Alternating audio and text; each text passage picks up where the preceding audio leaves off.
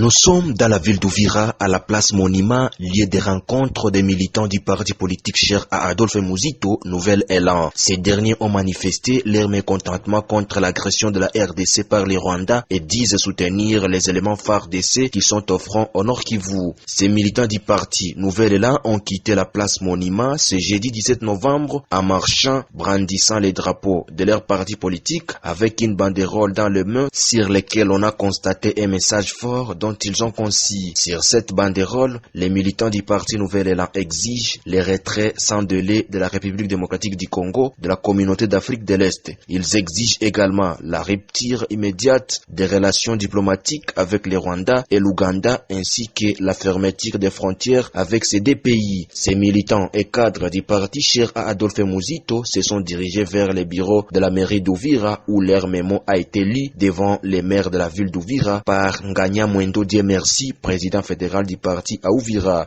Nous, militants du parti politique Nouvel Élan et alliés, présidés par l'ancien Premier ministre Adolphe Muzito, membres de la plateforme des résistances Lamouka, exprimons à travers le présent appel notre position également partagée par l'ensemble des patriotes congolais face à l'agression et l'occupation rwando-ougandaise dans la partie est de notre pays à travers des groupes terroristes recrutés, encadrés et équipés par les armes régulières de ces deux États qui sèment chaque jour qui passe la mort et les désarrois au sein de nos populations tant civiles que militaires. Nos considérations. Les 10 groupes terroristes, dont principalement le mouvement dit M23, tirent l'essentiel de leur puissance mortifère de moyens militaires, logistiques et des ressources humaines que le pouvoir rwandais et ougandais mettent à leur disposition dans le cadre de leur visée hégémonique contre l'intégrité de la RDC afin de faire main basse sur nos richesses minières. Pour rappel, les groupes terroristes M23, créés selon les archives disponibles le 4 avril 2012, avaient été défaits complètement le 5 novembre 2013 par les FARDC appuyés par 3069 casques sud-africains, tanzaniens et malawites de la brigade d'intervention de la MONUSCO, voire résolution 2098 du Conseil de sécurité des Nations Unies.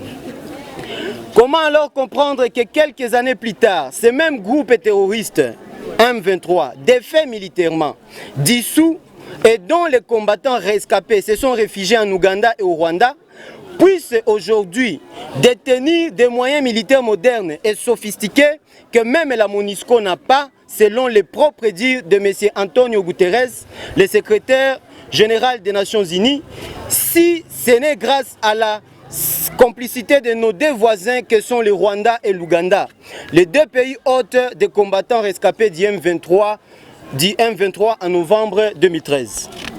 Par ailleurs, il s'y est également de rappeler que les attaques de la chute des localités congolaises de Bunagana le 13 juin 2022, Rutshuru et Kiwanja 29 octobre 2022, ainsi que l'insécurité endémique dans l'Ituri donnent aux observateurs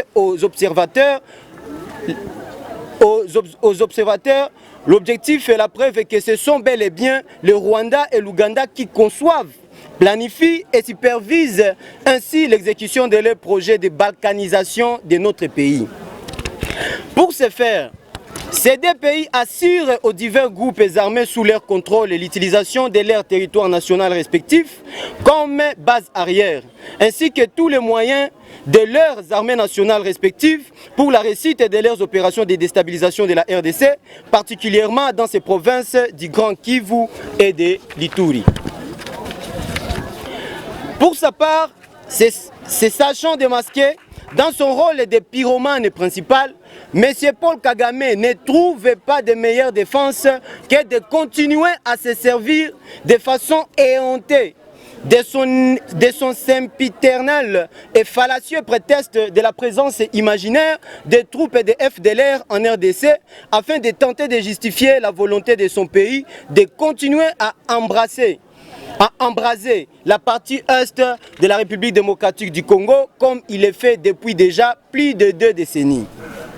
Vu la gravité des actes des discours des dirigeants politiques et militaires rwandais et ougandais.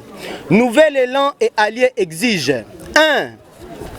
La reconnaissance officielle du Rwanda et de l'Ouganda comme pays agresseur de la RDC et les rappels à Kinshasa pour consultation de l'ambassadeur de la République démocratique du Congo à Kampala après celui du chargé des affaires de Kigali il y a quelques jours.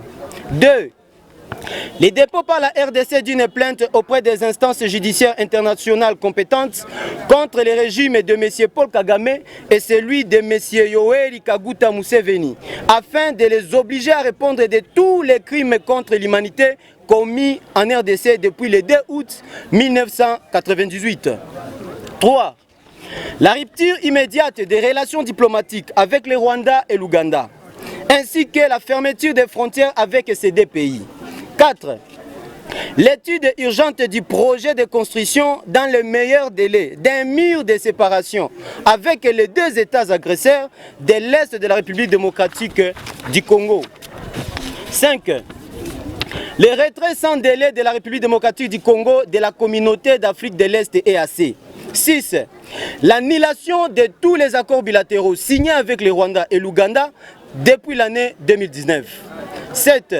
La conduite d'une vaste réorganisation des forces armées, de ses services de sécurité, de police, d'immigration et des douanes, notamment en expurgeant ces services pour cause d'intelligence avec un pays hostile de tous les cadres congolais ou supposés-elles issus des armées nationales de ces deux pays agresseurs ou du brassage avec tout groupe armé ayant endeuillé le Congo. Après la lecture du mémo, le maire de la ville d'Uvira Kizza Moato s'est exprimé dans ce sens.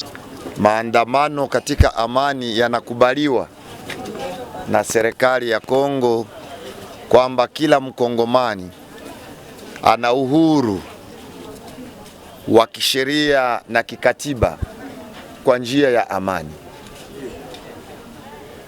Na kwa hivyo mumeheshimu katiba ya nchi. Jiji la Uvira, kamati ya usalama na ulinzi imewaruhusu kufanya hilo na mmekwisha kuifanya. Lakini tuwaombe wamama na wababa, vijana kwa binti, waitike uwito wa rais ambao umesema kwamba kila mkongomani mahali alipo aweze kujiunga na jeshi, kwa sababu kutembea ni vizuri. Unaweza ukatembea lakini wewe bado haujawa kinga. Mjiunge na jeshi la Kongo, mkafanye mafunzo ya Kongo ya kijeshi, alafu baadaye ndio kuweza kumpiganisha adui sawasawa na maombi ya rais na serikali yetu kuu. Kwa hivyo basi niwaombe, pamoja na kuilinda nchi, rais ameleta wito mara tena kwamba vurugu, chuki za ukabila na lugha za kuweza kukashifu ama kudharau kabila mojawapo katika nchi ya Kongo imekataliwa, ni ilani, na utakapokuwa umesikilika unafanya hilo, ujue utafunguliwa mashtaka kwa mujibu wa sheria ya Kongo.